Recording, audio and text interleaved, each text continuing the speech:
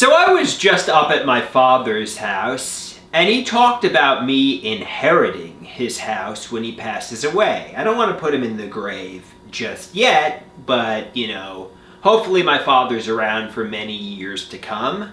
Hopefully my father's around for another 20 years, or even longer. Hopefully he can get his cancer into remission. Hopefully my father lives a longer and healthier life.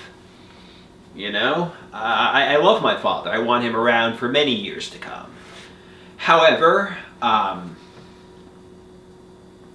37 years old, and I'm dependent on my mother, father, and I guess stepfather too, for that matter. And, when my parents pass away, I don't want to wind up homeless in the psychiatric hospital, on the streets, or someplace very bad. I don't want to wind up screwed. Obviously you don't want to depend on being left in the will to make your future for you, but this is why it's really important to get independent, because when you lose loved ones, it's heartbreaking enough, it's devastating enough. But if you're dependent on the loved ones and then they pass away, it's going to be quite an adjustment. You're going to not know what to do. You're going to be so overwhelmed that you might even have a nervous breakdown. So on that note, I called my mother.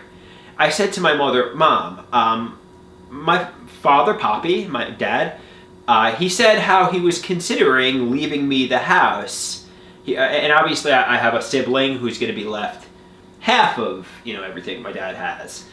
And I said to my mom, if I inherit the house, she says the house has to be put in a trust, because if God forbid I was hospitalized, if God forbid I was institutionalized, if I own the house in Glen Head, the government can take it from me. If the house is, given to me in a trust, obviously, and I'm like, okay, fair enough, assuming the house is left to me in a trust.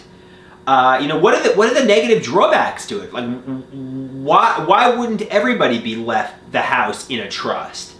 My mother said, well, you can't sell the house if it's left to you in a trust. I'm like, okay.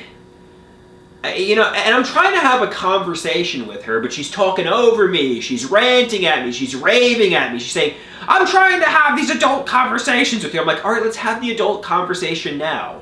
Let's sit down and talk about, the future now, because my father, frankly, is not getting any older, and he's sick. You're getting older and older. And she's yelling at me, talking over me, ranting at me, making it seem so complicated. My stepfather's yelling in the background, like, oh, blah, blah, blah. I'm like, I'm trying to have a conversation about my future. Obviously, I guess I could go on, Google and search, these things, but I don't even know what to search. Or I could talk to other people at NAMI or talk to other people in the mental health community. Basically, I'm getting no guidance from my parents. When they die, I'm going to be up Schitt's Creek without a paddle, and talking to them is so overwhelming that I just don't even know where to begin, what to do, what to say. I don't know what, so I'm dependent on my parents. Am I going to be homeless when they die? It's kind of like, can somebody help me, please?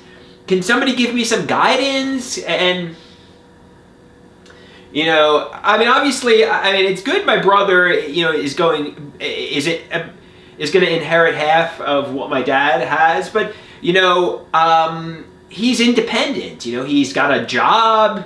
If he, obviously it's going to be heartbreaking, the loss of a loved one, but, my brother's living independently. Me, when my parents die, I'm screwed, if they don't prepare.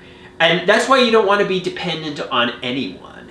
The only person you want to be dependent on is yourself. You got to learn how to, nobody wants to be dependent on their parents, the government, at 37 years old. Everybody wants to be an independent, self-sufficient adult.